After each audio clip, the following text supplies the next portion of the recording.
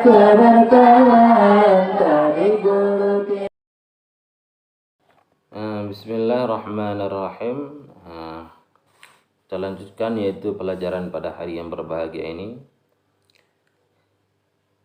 Kebijakannya Rasulullah sallallahu alaihi wasallam. Ketika Nabi Muhammad sallallahu alaihi wasallam berumur 35 tahun, orang Arab Quraisy memperbarui bina Ka'bah karena rusak disebabkan oleh air banjir.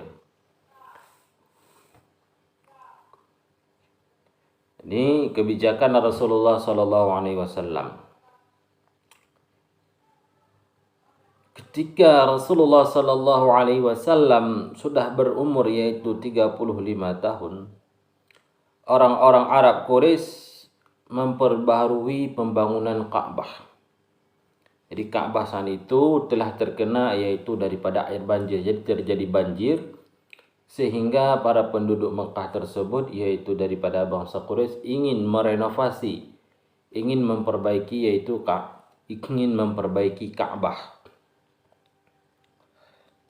Ingin memperbaiki Ka'bah. Ia sendiri turut bekerja bersama-sama dengan mereka.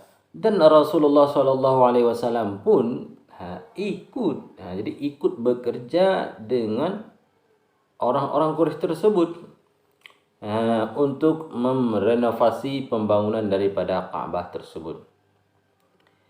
Setelah pekerjaan ini selesai, jadi sesudah direnovasi semuanya, waktu hanya tinggal mengangkat Hajar Aswad. Jadi waktu hanya tinggal mengangkat Hajar Aswad. Jadi sesudah Ka'bah tersebut direnovasi kembali sudah selesai, tinggal untuk meletakkan yaitu Hajar Aswad pada tempatnya semula, ke tempatnya yang bermula-mula lagi. Jadi ingin diletakkan Hajar Aswad tersebut di tempat asalnya dulu di mana. Terjadilah perselisihan antara kabilah-kabilah Arab.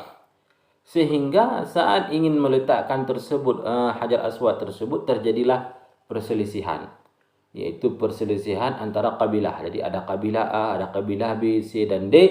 Sehingga mereka setiap kepala suku itu ingin meletakkannya.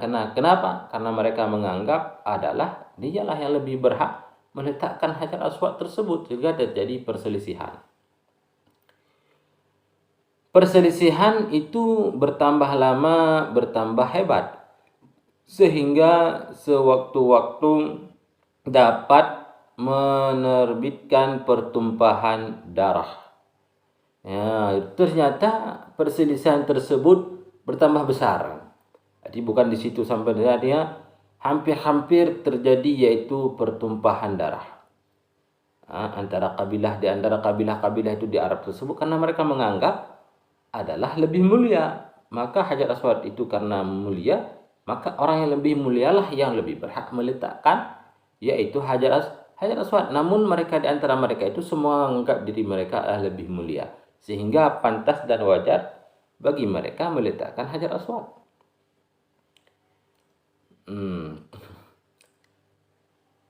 Mereka memandang pekerjaan itu sebagai suatu amalan yang sangat mulia karena menganggap siapa saja yang meletakkan Hajar Aswad kembali kepada tempatnya itu adalah dalam pandangan mereka adalah perbuatan yang sangat mulia.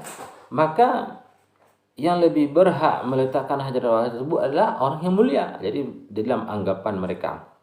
Jadi Hajar Aswad itu adalah batu mulia. Kemudian yang meletakkan kepada tersebut juga harus orang yang mulia. Dan di antara mereka lah yang menganggap masing-masingnya lebih mulia. Maka pantas dan wajar. Sehingga masing-masing menuntut hendak mengangkatnya. Jadi sehingga masing-masing daripada kabilah itu menganggap dirinya lah lebih berhak. Penghabisannya dapatlah diambil suatu keputusan yaitu dengan mula-mula masuk ke dalam masjid yang akan menjadi hakim. Jadi siapa yang lebih berhak itu mereka berunding. Begini saja. Besok siapa orang yang lebih awal masuk ke dalam masjid, maka dialah lebih berhak menjadi hakim dalam peletakan iaitu batu Hajar Aswad. Jadi sesudah mereka berunding yaitu di antara para pemimpin-pemimpin kabilah. Kan? Tetapi Nabi Muhammad yang mula-mula masuk, dibentangkannya ternyata yang lebih awal masuk ke dalam masjid adalah Rasulullah sallallahu alaihi wasallam. Jika Rasulullah mengambil satu kebijakannya. Bagaimana Rasulullah mengambil satu kebijakan? Agar di antara para pemimpin kabilah tersebut mendapatkan kemuliaan dan tidak saling agar para pemimpin kabilah tersebut semuanya adalah yang meletakkan Hajar Aswad tanpa ada terjadi pertikaian. Dibentangkan sehelai kain, diangkatnya Hajar Aswad itu dan dilipatkan atas kain tersebut. Kemudian dimintainya kepada tiap-tiap kabilah Arab yang berselisih tadi supaya turut memegang tepi kain itu dan bersama-sama mengangkatnya. Dan keputusan yang adil itu hendaklah terhindarlah perselisihan yang hampir-hampir menerbitkan pertumpahan darah itu. Jadi diambillah satu kebijakan oleh Rasulullah sallallahu alaihi wasallam. Apa diambil satu kebijakan? Diletakkanlah sehelai kain oleh Rasulullah sallallahu alaihi wasallam yang ada sudut, 4 sudut. Kemudian diletakkan oleh Rasulullah Hajar Aswad.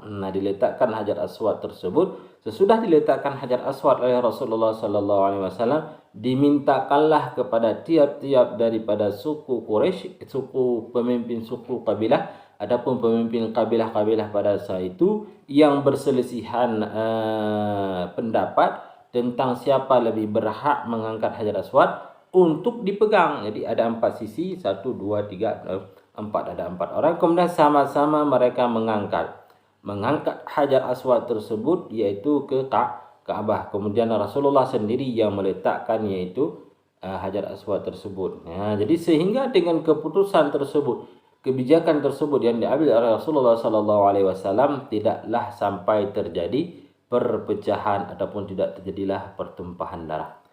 Dan keputusan ini semuanya diterima oleh yaitu para suku-suku kabilah Arab pada saat itu.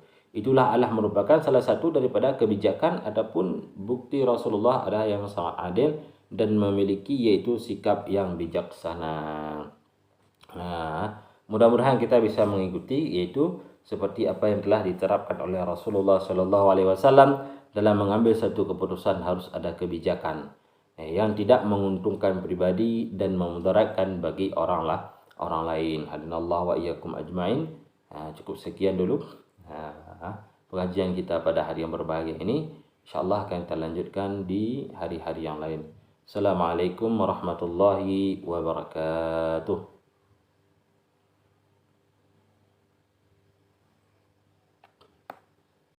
Ada keberkahan